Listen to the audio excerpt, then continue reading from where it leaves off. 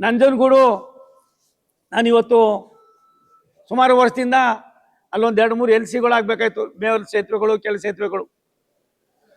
ನಮ್ಮ ಸರ್ಕಾರ ಬಂದ ಮೇಲೆ ರಾಷ್ಟ್ರದ ಪ್ರಧಾನಮಂತ್ರಿ ನರೇಂದ್ರ ಮೋದಿಯವರು 3ನೇ ಬಾರಿಗೆ ಪ್ರಧಾನಿಗಳಾದ ಮೇಲೆ ಮೇಲ್ಸೇತುವೆ, ಕೆಳ ಸೇತುವೆಗಳು ರಾಜ್ಯ ಸರ್ಕಾರ, ಕೇಂದ್ರ ಸರ್ಕಾರ ಮಾಡೋದ್ರಿಂದ 16 ವರ್ಷಗಳು ಆಗ್ತದೆ, ಕಾಲ ವಿಳಂಬ ಆಗ್ತದೆ ಅನ್ನೋ ದೃಷ್ಟಿಯಿಂದ ಸುಮಾರು ಅದಕ್ಕೆ 100ಕ್ಕೆ 100 ನಾವೇ ಹಣವನ್ನು ಕೊಡ್ತಕ್ಕಂಥ ತೀರ್ಮಾನ ಮಾಡಿದ್ವಿ.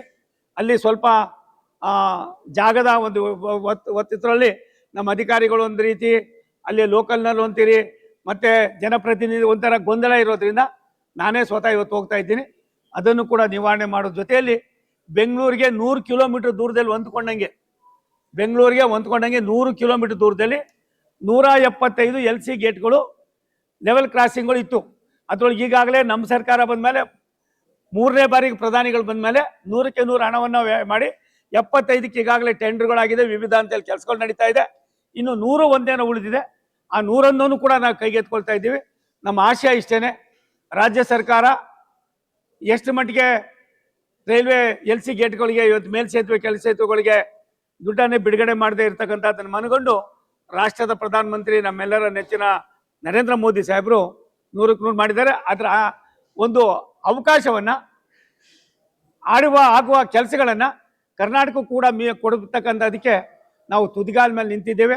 ಈ ರೀತಿ ಇನ್ಯಾವ್ಯಾವುದಿದೆ ಅದನ್ನು ಕೂಡ ನಾವು ಮಾಡ್ತಕ್ಕಂಥ ಕೆಲಸವನ್ನು ಮಾಡ್ತೀವಿ. ಒಂದು ಒಳ್ಳೆ ಪ್ರಶ್ನೆ ಕೇಳಿದ್ರಿ. ನಾನಿವತ್ತು ಅಧಿಕಾರಿಗಳಿಗೆ ಅಲ್ಲೇ ಸೂಚನೆ ಕೊಟ್ಟು ಹೋಗ್ತೀನಿ.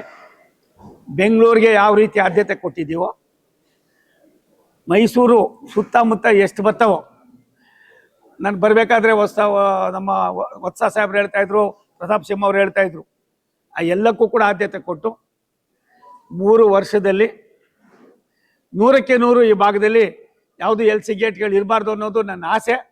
ಅದನ್ನು ಪೂರೈಸೋದಕ್ಕೆ ತಾಯಿ ಚಾಮುಂಡಿಯಲ್ಲಿ ಕೇಳ್ಕೊತೀನಿ.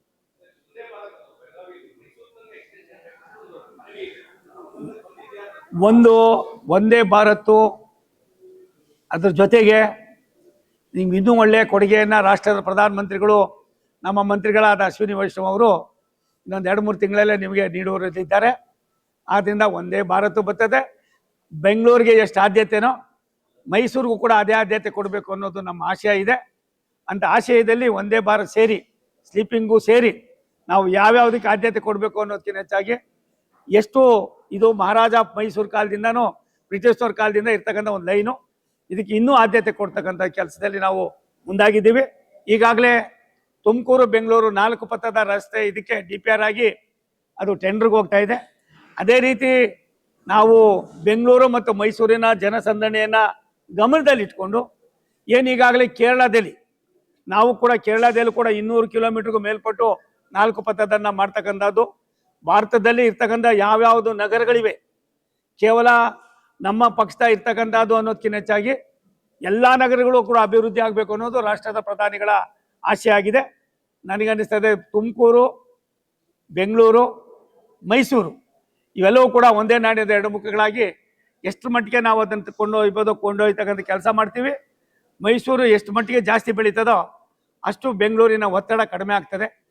ತುಮಕೂರು ಎಷ್ಟು ಮಟ್ಟಿಗೆ ಬೆಳೀತದೋ ಅಷ್ಟು ಮಟ್ಟಿಗೆ ಬೆಂಗಳೂರಿನ ಒತ್ತಡ ಕಡಿಮೆ ಆಗ್ತದೆ.